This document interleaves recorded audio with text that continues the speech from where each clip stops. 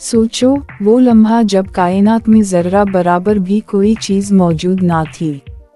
ना आसमान, ना जमीन, ना वक्त, ना फासिला, ना रोशनी, ना अंधेरा, हत्ता कि अंधेरा भी तब तक नहीं था, क्योंकि अंधेरे का लफ्ज़ तब बनता है जब रोशनी हो और फिर बुझे। वो जो था बस एक ऐसी खामोशी थी जिसका वजन तुम्हारे सीने पर रखा जाए तो सांस रुक जाए। पुराने ज़माने की 3 आसमानी किताबें, बाइबल, तौरा और कुरान, तीनों इस लम्हे को एक आवाज़ में बयान करती हैं। बाइबल जेनेसिस 1:1, इब्तिदा में खुदा ने आसमान और ज़मीन बनाए। तौरा बेरेशित, शुरू में खुदा ने तमाम आसमान और ज़मीन को तख्लीक किया। कुरान रात के 9:30 बजे, आसमान और ज़मीन एक साथ जुड़े हुए थे, फिर हमने इन्हें फाड़ दिया। तीनों में एक ही नुक्ता, आगाज़ वो लम्हा नहीं था जब कायनात बनी, आगाज़ वो लम्हा था जब हुक्म दिया गया था। वक्त इंसान को लगता है हर जगह है, लेकिन उस लम्हे वक्त भी मौजूद नहीं था।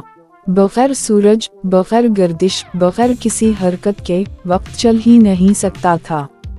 ये वो मंजर था जिसे ना लतीफ़ा समझा जा सकता है, ना साइंस फिक्शन, बल्कि हकीकत, वो हकीकत जो आज की साइंस बिग बैंग से पहले की स्टेट कहती है।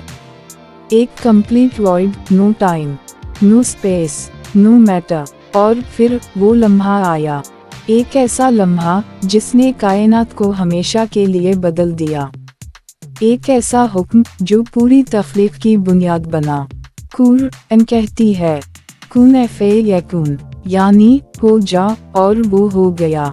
बाइबल कहती है, लेट देयर बी लाइट। तौरा भी यही हकीकत बयान करती है। एक आवाज़, एक हुक्म, और फिर एक धमाका नहीं, बल्कि एक नूर का इंफिजार। बिग बैंग ना सिर्फ एक साइंस का लफ्ज़ था, वो एक इलाही हुक्म का नतीजा था। ये रोशनी सूरज की नहीं थी, सितारे तो बाद में बने, बहुत बाद में। ये थी पहली नूरानी रोशनी, जिसे तीनों मजहबी सहफ़े तख्लीक की पहली हकीकत कहते हैं। ये रोशनी फिजिकल नहीं थी, बल्कि डिवाइन लाइट थी। ये रोशनी फिजिक्स के कवानीन लिख रही थी। ये रोशनी टाइम को जन्म दे रही थी। ये रोशनी मैटर बना रही थी। फिर कायनात फैलने लगी, इतनी तेज़ी से कि अगर इंसान उस लम्हे को देख ले तो उसका दिमाग फट जाए। आज की साइंस कहती है यूनिवर्स इज एक्सपेंडिंग, लेकिन कुरान 1400 साल पहले कह चुकी थी, हम उसे फैला रहे हैं। Bible, he stretched out the heavens. तौरा, ही अनफोल्डेड द स्काइज।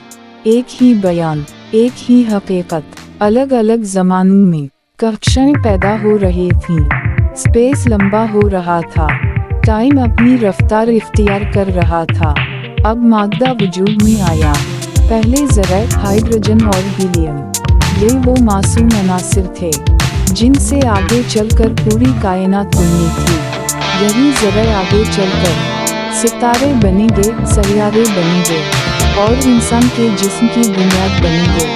फिर सितारे पैदा हुए, वो अजीम शान जायंट स्टार्स जो अंधेरे को चीर कर भड़क उठे। इन सितारों की मौत में वो धातु बने, कार्बन, ऑक्सीजन, आयरन, जिनसे आगे चलकर जिंदगी मुमकिन हुई।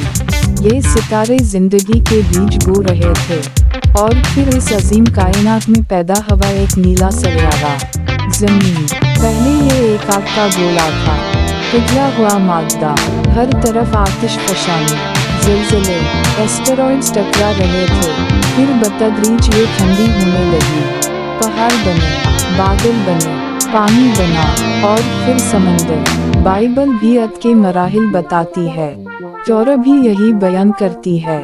कुरान भी ज़मीन के लेयर्स और स्टेजेस बयान करती है। बयान, कायनात का हर ज़र्रा, हर नक्शा, हर कानून एक मकसद के तहत बन रहा था। बाइबल कहती है, God created with purpose. Torah, the heavens declare His glory. Quran, we created it with wisdom. वे सब एक बड़ी तैयारी थी, एक ऐसी मखलूक के आने की जिसे ज़मीन पर जिम्मेदारी दी जाएगी।